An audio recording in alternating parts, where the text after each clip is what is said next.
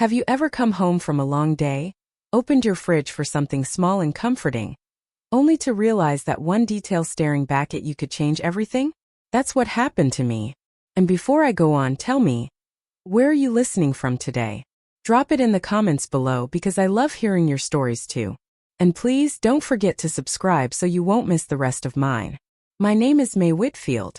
I'm 35 years old, a graphic designer living in Austin, Texas. Most of the time I work from home, just me, my laptop, and a constant stream of coffee. But every now and then I have to drag myself into the office for client meetings, creative reviews, those endless conversations that always take longer than they should. On the surface, my life looks settled, even enviable. I live in a pretty little house not far from Zilker Park with my husband, William. To our neighbors, we're the couple who made it. Married young, stayed together, built a stable life. They see our white-framed windows, the neat lawn, the roses blooming out front, and they probably think we're perfect. The truth is less polished.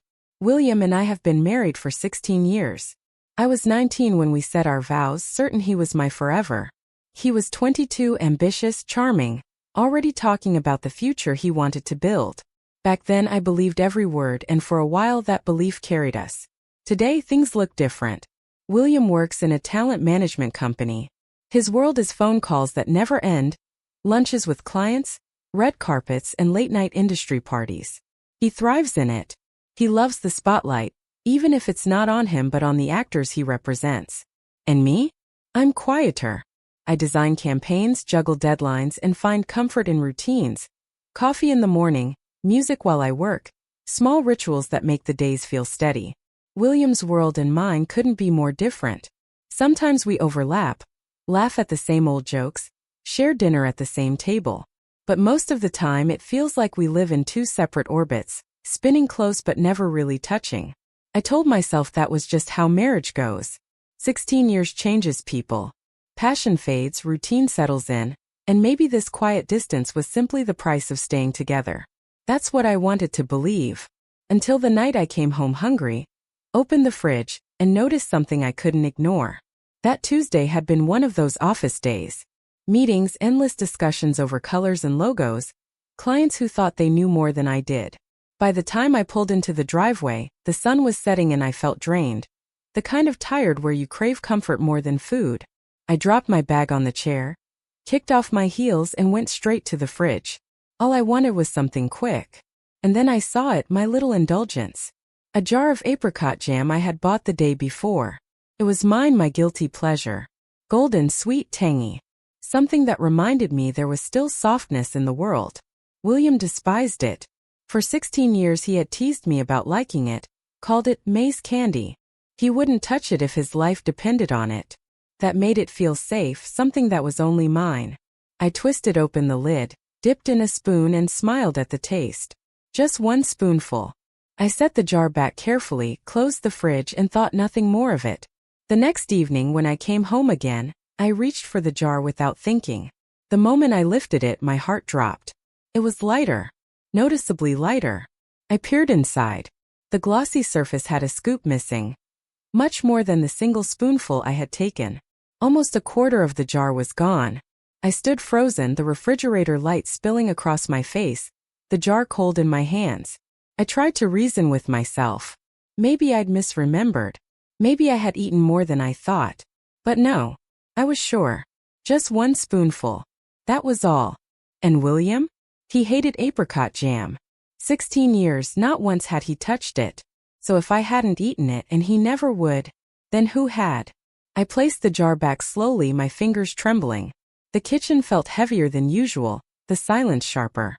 It was as if the house itself was trying to tell me something. And standing there with that jar, I realized the perfect little life I thought I still had might already be cracking. When I put the apricot jam back into the fridge that night, I told myself I was overreacting. It was silly, wasn't it? People forget. People misremember. Maybe I had been hungrier than I thought. Maybe my spoon had been bigger than I remembered. That's what I repeated to myself as I brushed my teeth, as I lay in bed next to William listening to him breathe deeply in his sleep. But the thought wouldn't leave me. The next morning I sat at my desk at home, staring at a half-finished design project. But all I could think about was that jar. The golden sweetness missing, the certainty that I hadn't eaten it. My chest felt tight, my mind restless. By evening, I was desperate to prove to myself it was nothing. I walked into the kitchen, opened the fridge, and forced myself to glance at the jar again. It sat there innocently on the middle shelf like it always had. I almost laughed at myself, how ridiculous to get worked up over jam. And then my eyes drifted to the counter. Something was different. The salt and pepper shakers. They were on the opposite side of the stove. It was small, barely noticeable, but I knew I never left them there. I'm a creature of habit. Every item in my kitchen has a place. The shakers belonged to the right of the stove, not the left. I froze, my hands gripping the counter. Maybe William had moved them? Except he never cooks. He doesn't care where anything is kept. He once asked me where the bread knife was, and we had lived in that house for 10 years. The idea of him suddenly rearranging the kitchen was laughable. But there it was. Out of place. My eyes swept across the room now, searching. A mug was slightly shifted on the shelf, the dish towel folded differently than I left it. None of it was huge, none of it screamed intruder, but in the context of the missing jam, it was like a string of whispers growing louder. I tried to calm myself. Maybe William had come home early while I was at the office and grabbed a snack. Maybe he'd changed his mind about apricot jam. Maybe he'd tidied up the kitchen in some half-hearted attempt to help. But even as I thought it, I didn't believe it. That wasn't him. That had never been him. I stood there in the kitchen, my heart thudding against my ribs, and for the first time I wondered if someone else had been in my house. The thought chilled me.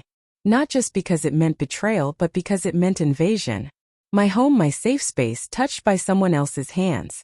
That night, when William came through the door, smiling like nothing was wrong, I studied him more closely than ever. He was tired, distracted, scrolling through his phone, muttering about work. Everything about him seemed ordinary. Too ordinary. I forced myself to nod, to play along, but inside me suspicion was blooming like a shadow creeping across the walls. The next day I made a decision. If I wanted the truth, I needed proof, something undeniable. So I went to the store. I bought another jar of apricot jam, just like the first one. I placed it neatly in the fridge, right where the old one had been. But this time I added something extra. A secret only I would know. And then I waited. The new jar of apricot jam looked innocent enough when I slid it into the fridge. Golden, glossy, untouched. To anyone else it was just food. To me it was a test. A question waiting to be answered. Before I placed it there, I had done something I never thought myself capable of. I had twisted off the lid, stirred in a careful measure of liquid laxative, and sealed it back again. My hands had trembled as I poured it in, the sharp smell briefly cutting through the sweetness. For a second I almost stopped. Almost. But then I thought of the missing jam, the salt shakers out of place, the sense of someone else's hands moving through my home, touching what was mine. And I kept going. I stood in the kitchen that night, staring at the jar on the shelf, my heart pounding. It felt like I had set a trap in my own house. And maybe I had. The kind of trap that wasn't made of steel or wire, but of suspicion and consequence. I told myself it wasn't really dangerous. It wasn't poison. It was just a signal. A way to confirm what my gut already knew. If someone touched what wasn't theirs, what wasn't William's, what wasn't mine to share, then soon I would know. The first day nothing changed. William moved around the house, talking on his phone, laughing at a message, scrolling through his endless stream of emails. We had dinner. I pretended everything was normal, though every few hours I slipped into the kitchen, quietly lifting the jar, weighing it in my hands. No difference. The second day the same. The jam sat there, perfect, untouched, mocking me. I started to wonder if I'd gone too far. Maybe I had let my imagination run wild. Maybe the first jar had been a fluke. Maybe there was no one else. The thought of William's face if he ever discovered what I'd done made me feel sick. But then came the third day. I had been at my desk all morning working on a campaign with my headphones in, when I suddenly felt a pull. I got up, walked to the kitchen, and opened the fridge. The jar was lighter. Not by much, but enough. The smooth top had been disturbed, the spoon marks unmistakable. My breath caught in my throat. Someone had eaten it. And then, as if the universe wanted to erase any doubt, the news broke. I was curled up on the sofa that evening, laptop open, the TV murmuring in the background, when the headline flashed across the screen. Actress Vanessa Cole misses gala, hospitalized for sudden illness. The reporter's voice was urgent, almost gleeful. Vanessa Cole. Blonde. Perfect. Famous. One of William's top clients. The cameras replayed the scene of chaos outside a glittering theater, fans craning their necks as whispers spread. The glamorous starlet who never missed an event had been rushed to the hospital hours before the red carpet. They said it was stomach trouble. A sudden sickness. No one knew why. But I did. I stared at the screen, my fingers tight around my wine glass, my pulse racing. She had been here. In my house. In my kitchen. Eating from my jar. And now the whole country was watching her absence. When the headline flashed across the television, Vanessa Cole hospitalized, I sat frozen, my glass of wine untouched. My heart was pounding, my mind racing. I wanted to believe it was coincidence, that maybe she had eaten something bad, that maybe this had nothing to do with me. But deep down I already knew. Still, I needed more than instinct. I needed certainty. So I reached for my phone. There was a number I hadn't dialed in years. An old colleague from William's office, someone who'd been friendly to me back when I still showed up at company parties. My thumb hovered over the screen before I pressed call. The line rang, then clicked. Her voice was cheerful at first, then dropped when she realized who it was. I asked as casually as I could if she had heard what happened to Vanessa. She laughed nervously. Heard? Everyone's talking about it. Poor thing. She was supposed to be the face of the gala. But word going around the office is, well, someone must have played a prank. Can you imagine? They think she ate something laced with laxatives. Knocked her flat. Whoever did that really wanted to humiliate her. The blood drained from my face.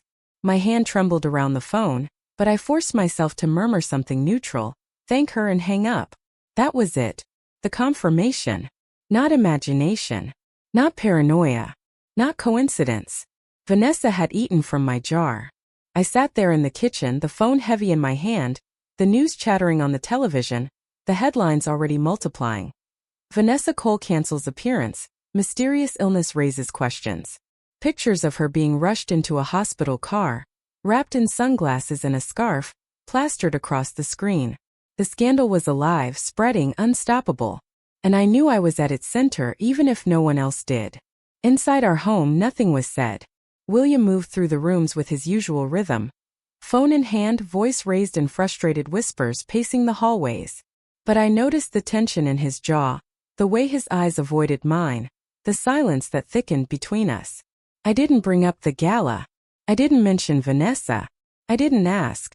I just left the newspaper folded open on the kitchen counter, the headlines glaring at him each morning as he poured his coffee.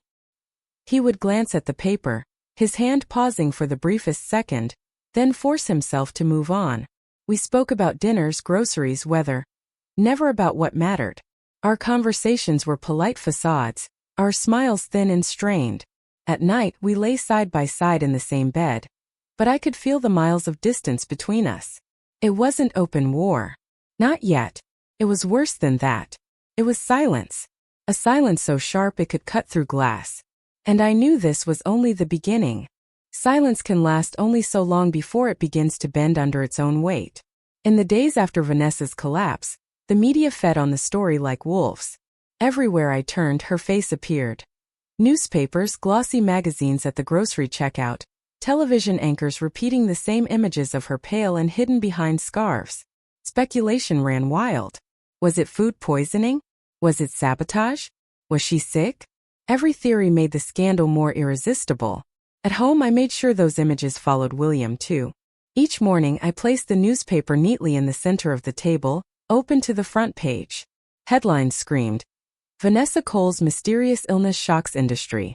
Sometimes I underlined a line or circled a photograph, as though by accident, before setting it down where his coffee mug would land. He would come into the kitchen bleary-eyed, mutter a half-hearted morning, and then stop dead when he saw it.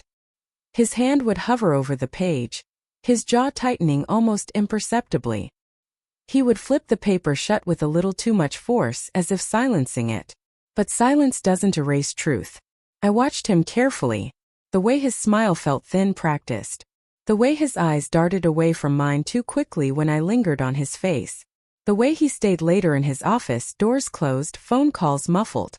He wasn't careless anymore. He was hiding, and that alone was confession enough.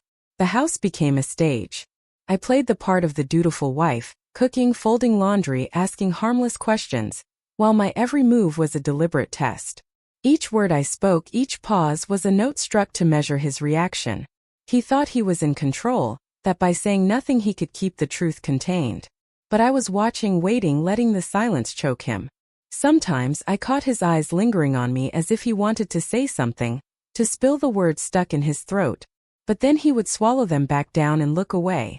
One night I left a tabloid on the sofa. Bold letters sprawled across the cover. Sabotage rumors? Was Vanessa targeted? William came in late, loosened his tie, collapsed onto the couch. His hand reached automatically for the magazine, then froze when he saw the headline. His knuckles whitened on the armrest. For a moment, his lips parted as if he might speak.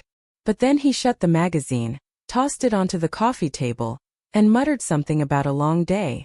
I nodded, said nothing. But inside me the certainty grew heavier, sharper. He knew. I knew. And yet neither of us said the words. It was no longer just a marriage. It was a battlefield without sound. A quiet war of eyes and gestures, of papers placed on tables, of conversations not spoken. And I knew it was only a matter of time before the silence broke. There's only so much silence a person can live with before it begins to rot them from the inside. I had spent weeks carrying the truth alone. Watching William pretend, watching the world speculate, watching Vanessa's name fill the headlines while my own life remained locked in the shadows. But I wasn't going to stay in the shadows anymore. That morning I sat at my kitchen table with my laptop and a trembling hand. The curtains were drawn, the house was quiet, but my heart beat like a drum in my chest. For years I had been invisible. The polite wife.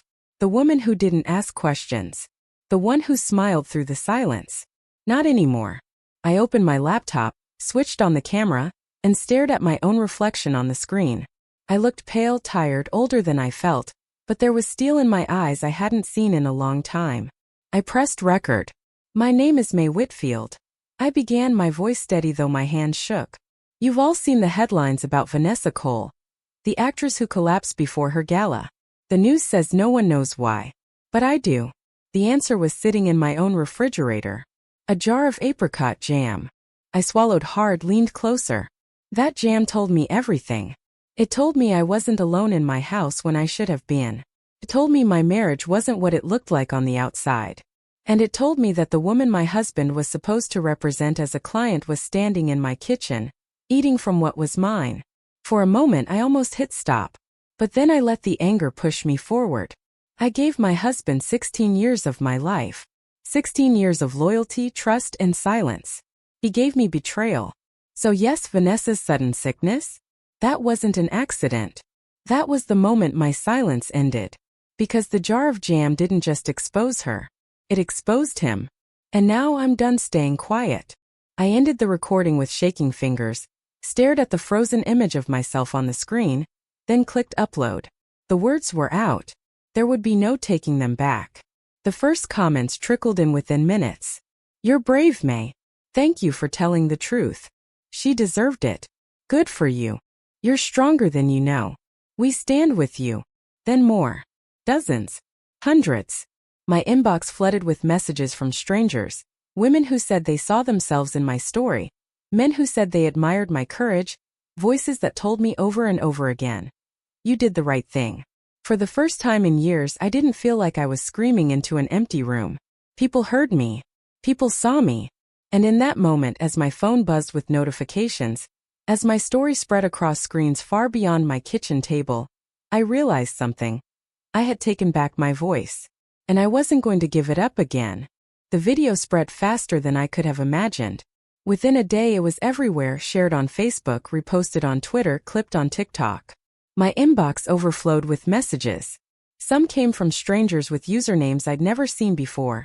Others from women who signed their names carefully, saying, I thought I was the only one. You gave me courage. Every ding of my phone brought another wave of voices telling me I wasn't invisible anymore. Good for you, May. She had it coming.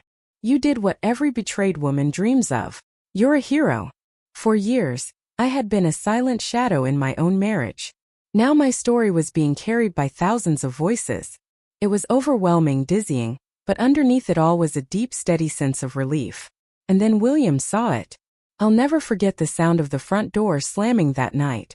Heavy, deliberate, like the crack of a gavel. I was sitting at the table, scrolling through supportive comments, when I heard his footsteps storm down the hallway. He burst into the kitchen, his face pale, his phone still in his hand. I didn't need to ask what he had seen. It was written all over him. "You knew," he hissed, his voice sharp but trembling underneath. "You knew about Vanessa. You knew everything. Why would you do this? Why put it out there for the whole world?" For a moment I just looked at him. 16 years of marriage. All the laughter, the silence, the betrayals, the doubt, boiled down to this moment. He was still trying to control the narrative, still trying to make me the problem. I took a slow breath. My voice was calm, almost too calm. "I gave you a chance, William. I gave you nights of silence, days of space, moments when all you had to do was look me in the eye and tell me the truth. You never did. You chose silence. So I broke it for you." He shook his head, his eyes darting, his jaw clenched. "You don't understand." "No," I cut him off. "You don't understand. I lived in this house watching every detail shift, every lie build, every distance grow. I found the jam, William. I saw the truth in the smallest details you thought I'd never notice. I gave you time. You wasted it." His face crumpled, anger and fear tangled together. He wanted to fight, to argue, but my phone buzzed again on the table between us. The sound cut through the silence like a bell. I picked it up and read another comment aloud. "May, you're an inspiration. Don't let him silence you again." The words hung in the air like a verdict. William's shoulders sagged. For the first time I saw it clearly. He wasn't the man I had married. He wasn't even the man he pretended to be. He was just a man caught in his own lies, stripped bare under the weight of truth he couldn't control. I looked at him, steady, unblinking. "You wanted me to stay quiet. But quiet is what killed us. Now everyone knows. And you have no power left over me." The silence that followed was different this time. Not sharp, not cutting. Final. The weeks that followed moved faster than I expected. Papers were signed, dates were set. Lawyers exchanged polite but cold words. After 16 years of marriage, the final act came down to ink on a page. I remember walking into the courthouse that morning. The building was gray, almost colorless, the kind of place where lives are untied with quiet efficiency. I wore black, not for mourning but for strength. William was already there, sitting stiffly beside his attorney. He wouldn't look at me. Or maybe he couldn't. The judge's voice was calm, professional, reciting facts, dates, signatures. To them it was just another case. To me it was the end of half my life. When the gavel struck, it was over. Just like that. I walked out of the courthouse alone. The air was bright, the Texas sun sharp in the sky. I felt strangely light, like I had shed a weight I'd been carrying for years without realizing how heavy it had become. For the first time in forever I could breathe. At home I sat at my desk, staring at the quiet glow of my laptop. Notifications still buzzed. Messages from strangers, support from people I had never met. Women telling me they had left their own betrayals behind. Men saying they admired my strength. Voices from around the world, reminding me that I wasn't invisible anymore. One message caught my eye. "May, you gave me courage. I told my truth today because you told yours." I closed my eyes, letting the words sink in. It wasn't just about my story anymore. It was bigger than me. My silence had been a prison, but my voice had become a key. Not only for me but for others. That evening I stood on the porch of my little house, the roses blooming along the fence line, the air warm with spring. I thought back to the girl I had been at 19, starry-eyed and certain of forever. I thought of the woman I had become, quiet, doubtful, lost in the shadows. And then I thought of who I was now. Not silent. Not hidden. Not broken. The jar of apricot jam had been the first crack in the illusion. What spilled from it was painful, humiliating, messy. But it also gave me something I hadn't felt in years. Clarity. Strength. Freedom. As the sun sank low, painting the sky gold, I whispered to myself, it wasn't the end. It was the beginning. And I believed it.